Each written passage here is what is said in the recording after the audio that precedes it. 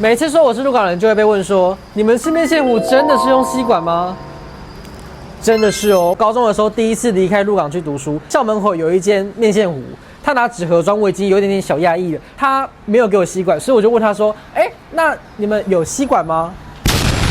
超级丢脸哦！除了鹿港，根本就没有人在用吸管吃面线糊。我那时候才知道。现在来教大家鹿港在地人吃法。捏着面线糊的一角，把调味料抖匀，打开上面的塑袋，把吸管拉起来，往里面吹气，把热气都散出来。等确定不烫之后，就可以喝啦，超好喝，超爽。国中的时候，大家不是都会骑脚踏车上学吗？我们就会把这个袋子就是挂在旁边，然后就可以这样子骑。当你停到红灯的时候，就可以把它拿起来喝一下。很多人也会边骑边喝，有点危险啦，但是就是很方便。吃到最后，把塑袋打开，把吸管拿起来，把面线糊抖一抖，把最后的肉全部倒进嘴巴里面，这样就可以吃到全部的肉，超爽。